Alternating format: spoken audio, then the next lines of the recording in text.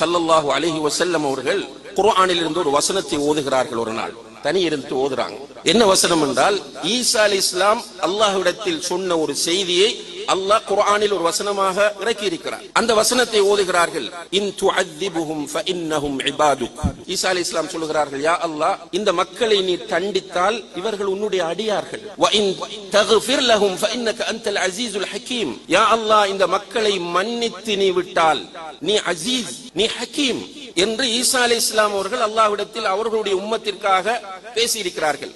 அதை அல்லாஹ் குர்ஆனில் இறக்கி வைக்கிறான். சுப்ஹானல்லாஹ், புகாரியிலே வருகிறது. இந்த குர்ஆன் வசனத்தை ரசூல் ஸல்லல்லாஹு அலைஹி வஸல்லம் அவர்கள் ஓதியவர்கள் எமோஷன் ஆகிவிட்டார்கள். தன்னுடைய 2 கைகளையும் வானத்தை நோக்கி உயர்த்துகிறார்கள். அல்லாஹும்ம உம்மதி, அல்லாஹும்ம உம்மதி, அல்லாஹும்ம உம்மதி, யா அல்லாஹ் என்னுடைய உம்மத், யா அல்லாஹ் என்னுடைய உம்மத், யா அல்லாஹ் என்னுடைய உம்மத் என்று தேம்பி தேம்பி அழுகிறார்கள். பக்கா என்று வருகிறது. பக்கா புகாஅன் ஷதீதன், நிறுத்தவில்லை, அழுது கொண்டே இருக்கிறார்கள். அல்லாஹ் உடனடியாக ஜிப்ரீல் அலைஹிஸ்ஸலாம் அவர்களை இறக்குகிறான். முஹம்மதிடம் போ, அவருக்கு ஆறுதல் சொல்லிவிட்டு வா என்று அவரை அனுப்பிய பிறகு அவர் ஜிப்ரீல் வந்து ஆறுதல் சொன்ன பிறகுதான் ரசூல் ஸல்லல்லாஹு அலைஹி வஸல்லம் அவர்கள் அமைதியானார்கள் என்கிற வரலாற்றை புகாரியிலே பார்க்கிறோம்.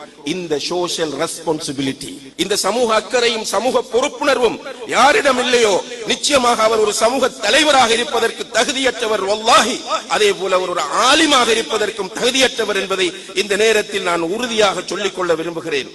எனவே சமூக அக்கறை, சமூக பொறுப்புணர்வை நம்மிடத்திலே நாம் வளர்க்க வேண்டும். யாரெல்லாம் சுஜூதிலே உம்மத்திற்காக துஆ செய்யாமல் இந்த சமூகத்தின் தலைவர் என்று தன்னை அடையாளப்படுத்துகிறாரோ அவர் ஒரு போலி தலைவர், அவர் தன்னை ஏமாற்றிக் கொள்கிறார்.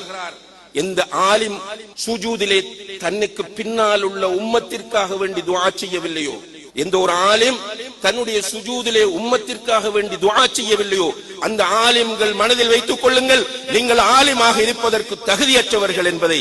எனவே அன்புள்ள சகோதரர்களே, சமூக அக்கறை நமக்கு தேவை. இன்று சமூகம் எந்த நிலையில் இருக்கிறது என்பதை நான் சொல்லித்தான் நீங்கள் தெரிய வேண்டும் என்பதல்ல. நம்முடைய குரல் வளையை நிறைப்பதற்காக மறைமுக சக்திகள் நிறைய செயற்பட்டுக் கொண்டிருக்கின்றன. இந்த நேரத்தில் சமூக பொறுப்புணர்வோடு செயற்பட வேண்டும். ஒற்றுமை முக்கியம்.